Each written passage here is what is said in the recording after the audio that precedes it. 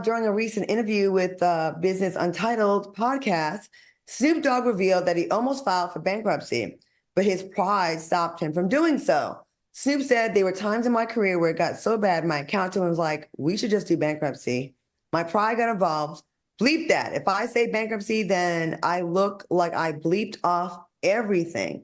What are your thoughts on Snoop revealing those details about his financial hardships, Al? You know what? This is very positive. Guys, I've worked in banking for 10 years as a private banker for a lot of wealthy people. And it's okay because a lot of wealthy people use it as a strategy to hit the restart button.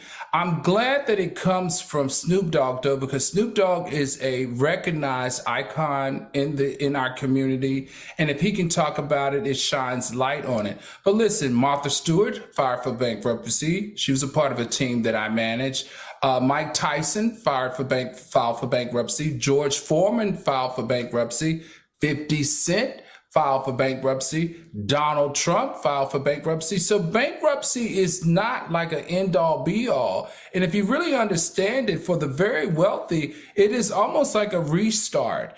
And it doesn't have to always be negative because you can structure it in so many ways nowadays to just relieve you of the over your head feeling that most people have to feel like they have to file for bankruptcy. I commend him, someone like him speaking into this space, just like Byron Allen over the weekend spoke into the space. And he said, listen, my houses went into foreclosure 14 times before I became a millionaire. I just want everybody to let that sink in. So the fact that you have to explore bankruptcy clearly doesn't mean that it's over. Listen and look at all the people that I named for you. Their lives are examples for us now. You too can be an example and still have gone through bankruptcy.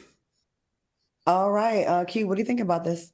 And you know what? Y'all around here, all these rich people filing bankruptcy, and y'all wonder why that lady in that other story out just selling coochie. I got to clear something up, y'all. I said, we all know she's a prostitute. I just want to make it known that that's my opinion, that she may have been a prostitute doing prostitution or filing bankruptcy, whatever the hell she had going on in that car. Nevertheless, to Al's point, you said it right, but Snoop did say one thing. He said there was a portion, I'm paraphrasing here. He was like, I'm black. He was like, that works for other people, but I'm black.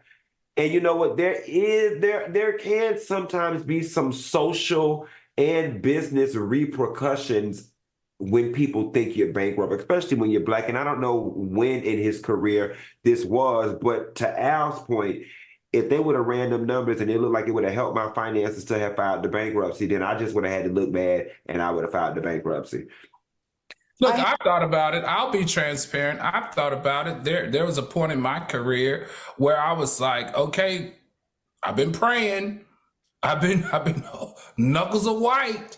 What should we do? And I actually thought about bankruptcy, and what he said made a lot of sense because a lot of people will look at you sideways, but you have to take the emotions out of it. You have to take the ego out of it, and you have to do what makes the most sense for you and your family.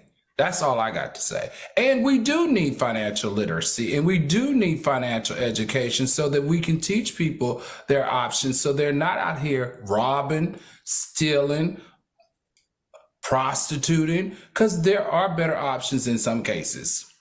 I filed bankruptcy before, and I was about to say that I think that it's horrible that they make it a public record, because in this day and age, a lot of uneducated people about exactly what bankruptcy is, they will clown you and use it against you to humiliate you.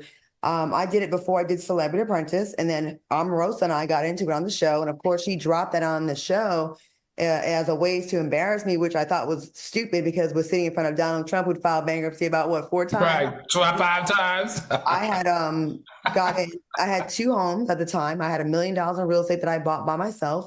And then my rates adjusted. I had an adjustable loan, which I realized later on, we all found out the hard ways was part of predatory lending to minorities. They would go after us and say, hey, you can, get this $600,000 home. You can get 2 homes actually, and your payment will be $2,500. And then in small print. And then after 24 months, it's going to balloon to $4,500 each one. And that's what happened to me. My show got canceled. And then I went from making this much money to $0. And I had to file bankruptcy and get it together. It was horrible. It was embarrassing. I felt like a failure, but you know, it's nothing. It's a way to restructure your life. I got it back together now, and now I'm in a beautiful house. I have more money now than I had then, and I made good on everything. So it was a way And you got a $10,000 door. I do. But